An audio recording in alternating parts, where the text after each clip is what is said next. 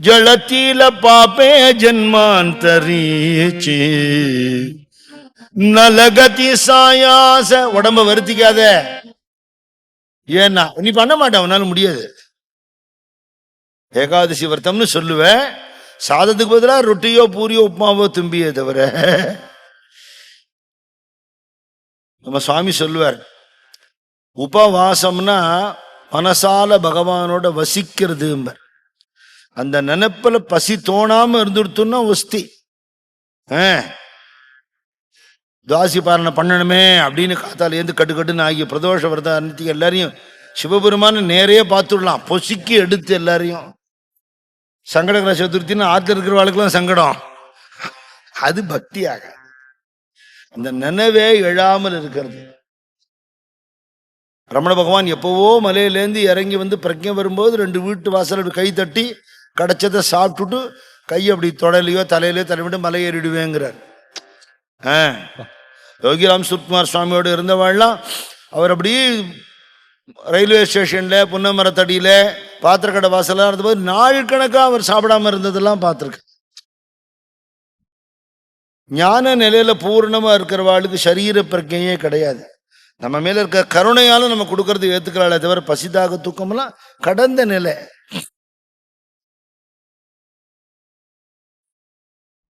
அப்ப நாம எப்படி சொல்றதுன்னு கேட்டா, ஒரு இடத்துல உட்காண்டு கிழக்கு பார்த்து உட்காண்டு துளசி மாலையோ ருத்ராட்ச மாலையோ எடுத்து ஜபிக்கிறது, அது ஒரு மெத்தேடு தான். அது மட்டும் இல்லை, அதுவும் கொஞ்சம் பண்ணு. போதேந்திர சுவாமி மடத்துல ராமநாம தீட்சை எடுத்துட்டு இருக்கேன், பண்ணு. தாயிஞ்ச பைசோனி ஒரு இடத்துல உட்காந்துக்கோ, கரா ஏக சித்த. சாரதா தேவி அம்மாட்ட ஒருத்தர் போய் கேட்டான், எந்த ஆசனத்துல உட்காந்து ஜபம் பண்ணணும், புலித்தோலா மான் தோலா தர்பாசனமான? முதல்ல மனசு உட்காரணும்னு. அம்மா, நீ எந்த ஆசனத்தை விட நீ உட்காரு, உன் மனசு உட்காரணுமே, பழக்கப்படுத்திக்கோட்டா. இஞ்ச பைசோனி. சாமி முன்னாடி உட்காந்து ஜபம் பண்றதுக்கு முன்னாடி முதல்ல பண்ண வேண்டிய காரியம் என்ன? ஆச்சமனமா பாலை எடுத்து வச்சுக்கிறதா? அதை விட முக்கியமான காரியம் மொபைல் ஆஃப் பண்ணணும். கலிபுருஷன் அதுல தான் இருக்கான். மொபைலை சுவிட்ச் ஆஃப் பண்ணிட்டு தான் ஜபம் பண்ண ஆரம்பிக்கணும். கராயே கச்சித்த, மனசை ஒரு நிலைப்படுத்து. சுவாமி சொல்லுவார், ஒரு இடத்துக்கு போறோம், அங்க போய் இங்க கிருஷ்ணன் ஒருத்தருக்காரு, அவரை பார்த்து இதை கொடுத்துட்டு வாங்கோ அப்படின்னா அவர் எப்படி இருப்பாரு நமக்கு தெரியாது. ஒரே பேர் 4-5 பேர் கூட இருக்கலாம். அப்போ அவர் இப்படி இருப்பாருங்கிறத நீங்க ஒரு போட்டோ இருந்தா காட்டுங்கோ, இல்லை ஏதாவது செல்போன் வச்சிருந்தா காட்டுங்கன்னு கேட்போம் இல்லையா? அப்ப அந்த உருவம் மனசுல பதிஞ்சு எடுத்துன்னா, அங்க போய் கிருஷ்ணன் அப்படின்னா 4 கிருஷ்ணன் வந்தாலும் நம்ம கொடுக்க வேண்டிய கிருஷ்ணன் யாரும் தெரிஞ்சு கொடுப்போம். சுவாமி சொல்றார், நாமத்தை சொல்லும் போது ரூபத்தோட அழைச்சால் ரூபத்தோட வருங்கிறார் சுவாமி. நாம சொல்றது ரூபத்தோட சேர்ந்து சொல்லி ஆசையோடு அழைக்கும் போது அந்த ரூபம் வரும். காதலோடு கவி பாடும் அடியவர் காண வருவது ஹரிநாமோ. காதலோடு கவி பாடும் அடியவர் காண வருவது ஹரிநாமோ. காலநிலை கருதாது புதி செய்ய தாவி வருவது ஹரிநாமோ. ஹரே ராமா ஹரே ராமா ராம ராமா ஹரே ஹரே. ஹரே கிருஷ்ணா ஹரே கிருஷ்ணா கிருஷ்ணா கிருஷ்ணா ஹரே ஹரே. காதலோடு கவி பாடும் அடியவர் காண வருவது ஹரிநாமம். பாடினா சாமி வருவாரா? காதலோடு பாடினால் வருவார். தாயிஞ்ச பைசோனி கரா ஏக சித்த, மனசை ஒருநிலைப்படுத்தி சுவாமியை நினைச்சுண்டு நாமா சொல்லணும். வெறும் மெக்கானிக்கலா சொல்லலாமான்னா சொன்னா தப்பு இல்லைங்கிறார் சுவாமி யோகிராம் சுரத்குமார். மனசு அலையிறது அதோட வேலை, அதோட வேலை அது பண்றது உன் வேலையை நீ நிறுத்தாது சொல்லிட்டே இரு, பரவாயில்லங்கிற. ஏதோ ஒரு சாக்கு சொல்லி இவன் நிறுத்திட போறான், என்ன வாழ்க்கெல்லாம் கவலை. மனசு ஒருநிலைப்பட மாட்டேங்கிற சுவாமி, என்ன நாம சொல்ல பரவாயில்ல சொல்லு. அப்படி ஆசையோடு நாம சொல்ல சொல்ல சொல்ல, நாம சொல்லும் போது பஜனை பண்ணும்போது ஒரு ஆர்வம், அப்படி ஒரு ஆக்ரகம் இருக்கணும். அததான் சுவாமி எடுத்துக்கிறார். தாள மேளகளித்து பிரேம இல்லத கான கேளனும் ஹரு தாளனுங்கிற புரந்தரதாஸ். சூப்பர் வாத்தியம், ஓஹோன்னு வாசிக்கிறான், அடிச்சு பிச்சு விட்டான்னு சொல்றோம் இல்லையா, அப்படி வாசிக்கிறான். மைக் ரொம்ப நன்னா இருக்க, நமக்கு பாவம் இல்லைன்னா பப்ளிக் ரசிக்கலாம், பகவான் ரசிக்க மாட்டானா இல்லையா? அவர் என்ன கேட்கிறார், பாடினா பகவானை அடையலாமான்னு கேட்கிறார் அந்த பக்தர். ஏன்னா அது எளிமையான மார்க்கமா இருக்கு, எல்லா மகான்களும் சொல்லியிருக்கா. காதலாகி கசிந்து கண்ணீர் மல்கி ஓதுவார் தம்மை நன்னெறிக்கு வைப்பதும்னு விட்டார் ஞான சம்பந்தம். சாமான்யமா ஏதோ சிவநாமம்னு நினைக்காத, சதுர்வேத சாரம், வேதம் நான்கினும் மெய்ப்பொருளாவதும்னு சொல்லிட்டார்.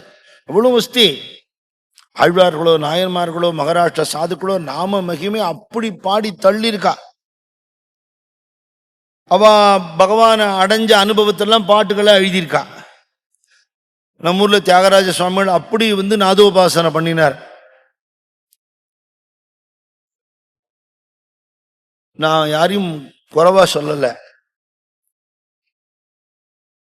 தியாகராஜ சுவாமிகள் எப்படி பாடினார், தியாகராஜ சுவாமிகளோட பாட்டை நம்ம எப்படி பாடுறோங்கிற கம்பேரிசன் நமக்கு இருந்தாலே போறோம்.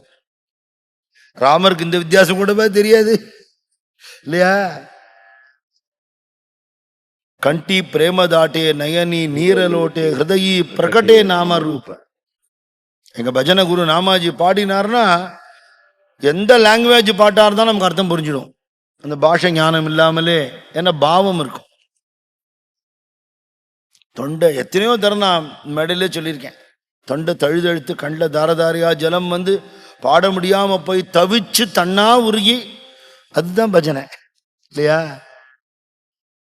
சஞ்சீவாத சுவாமிகளும் பிரமாதமான சாரீரம் கிடையாது, மேல்ஸ்தாயெல்லாம் பிடிக்க முடியாது. ஆனா பஜனையில ஊறி ஊறி ஊறி ஊறி அந்த நாம மயமானவே ஆனவா வாழலாம். அதுதான் உஸ்தி. பாடினா அடையலாமாங்கிறதுக்கு பகவான் பதில் சொல்லலை. இவர் எந்த அர்த்தத்துல கேட்கிறாருன்னு அவருக்கு தெரியுமோ இல்லையோ, பேசாம இருக்க. கன்ஃபார்ம் பண்ணலையே, அவர் பாடினா அடைஞ்சுடலாம்னு சொன்னா நாளையிலேருந்து நம்ம போய் யாராவது ஒரு பாகவதரை படிச்சு பஜனை கத்துண்டு பாட ஆரம்பிச்சுடலாம், தோடையமங்கலத்திலேருந்து பாடலாம் அப்படின்னு என்ன இருந்திருக்குமா இருக்கும். அப்போ இவருக்கு தோன்ற பதில் அவர்கிட்ட எதிர்பார்க்கிறார். நிறைய பேர் மகான்கள்ட்ட போறதே அதுக்கு தான். அவாடு ஒரு கேள்வின்னு கேட்டுட்டு இவா நினைக்கிற ஆன்சர் அவ சொல்லணும்னு எதிர்பார்க்கிறா. அது தப்பு. உனக்கு எது சரியோ அதை தான் அவர் சொல்லுவார். தியாகராஜ சுவாமிகள் ஆழ்வார்கள் நாயன்மார்கள்லாம் பாடி அடைஞ்சா இல்லையோ அப்படின்னு பகவான் கேட்கிறார். அப்போ பகவான் அவரை பார்த்து சிரிச்சுண்டு அவ அடைஞ்சதை பாடினா ஓய் அப்படின்னாரு. அது ஆன்சர். இது அந்த பக்தருக்கு சொல்லப்பட்ட ஒரு பதில். என்னன்னா புரிஞ்சுக்கணும். அபிராமி அந்தாதி பாடினா அம்பாள் தரிசனம் கிடைக்குமான்னு கேட்டா என்ன பதில் சொல்லுவேள்? அபிராமி பற்ற மாதிரி பாடினா தரிசனம் கிடைக்கணும் பதில் சொல்லலாம். கிடைக்காதுன்னு சொல்ற பதில் தப்பு. பாடினா தரிசனம். இன்னைக்கு புஸ்தகத்தை எடுத்து நான் ஃபுல்லா 100 பாட்டும் பாடிவிட்டேன், எனக்கு அம்பாள் நேரம் வரலையேன்னா கூப்பிட்டு ஆத்து மாமியே வரமாட்டேங்கிற, அம்பாளை சட்னு வந்துருவாள். என்ன அபிராமி பட்டர் எப்படி பாடினாரோ, எப்படி பாடினரோ அடியார் அப்படி பாட நான் ஆசை கொண்டேன். அந்த பாவம் மனசுக்கு வந்தா தானே அந்த எஃபெக்ட் நமக்கு கிடைக்கும். அவ அடைஞ்சதை பாடினா ஓய் அப்படின்னு சொல்லிட்டார். இது எப்படி இன்டர்பிரேட் பண்றா பக்தாள்னா, பாடினால் அடைய முடியாதுன்னு ரமண பகவான் சொல்லிட்டார்னு ராங்கா இன்டர்பிரேட் பண்றா. அவர் அப்படி சொல்லல. அக்ஷரமணமால அவர் அடைஞ்சதை பாடினது. ஆனா பாடி அடைஞ்ச நாயன்மார்களை பத்தி படிச்சு கேட்டு உருகிதான் இவருமே அடைஞ்சார். அவரோட சரித்திரமே பிரமாணம். அப்ப என்ன பதில்னு கேட்டா, பாடி அடைய முடியும். பாடி அடைஞ்சவா யாரோ அவ அடைஞ்சதை பாடியிருக்கா இல்லையா, அதை நாம பாடினா நாம அடையலாம்.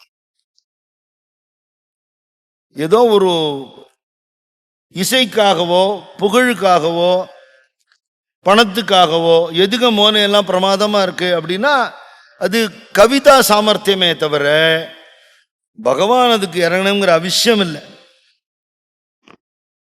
ஒரு பாகவத்திட்ட பேசும்போது சொன்னேன், தும்புரு நாரதரெல்லாம் பாடின்னு இருக்கா சுவாமி எதிர்க்க, நம்ம பாட்டெல்லாம் கேட்கணும்னு அவருக்கு என்ன அப்படின்னு அவர் அழகா பதில் சொன்னார். அவளை மாதிரி நம்ம பாட முடியாது, ஆனா நம்ம பாடினாலும் சுவாமி கேட்பார். பக்தி ஒண்ணுதான் பிரதானம், வேற எதுவுமே இல்லை. அப்படி பாடி அடைஞ்சதை பாடின மகான்கள் பாட்டுக்கள்லாம் கொட்டி கிடக்கு நமக்கு.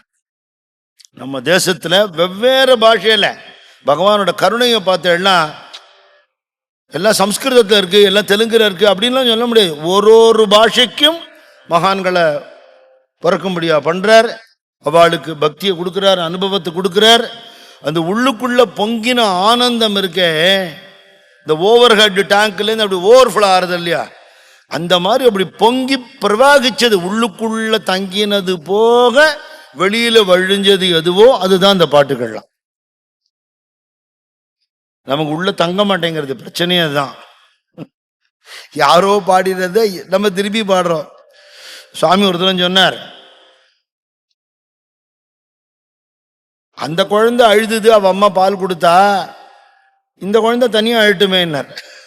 காப்பி அடிச்சு பண்றது இல்லை, அந்த பாவம். எனக்கு துக்காராம் மகாராஜோட பக்தி வேணும், தியாகராஜ சுவாமியோட பக்தி வேணும், மாவுலியோட பக்தி வேணும், ஞானசம்பந்தர் பக்தி வேணும், நம்மாழ்வார் பக்தி வேணும். அந்த மாதிரி உருகி உருகி உருகி அந்த பாட்டுக்களை உணர்ந்து பாடும் பொழுது அவளுக்கு கிடைச்ச அனுகிரகம் நமக்கு சத்தியமா கிடைக்கும், பாடி அடைய முடியுங்கிறது தான் பதில். ஆனா யாரு அடைஞ்சதை பாடியிருக்காளோ அவளோட பாட்டை தான் பாடணுமே தவிர, அவதார புருஷாள் பாட்டு தான் பாடணுமே தவிர சொந்த கற்பனை பாட்டெல்லாம் பாடினா வேணா.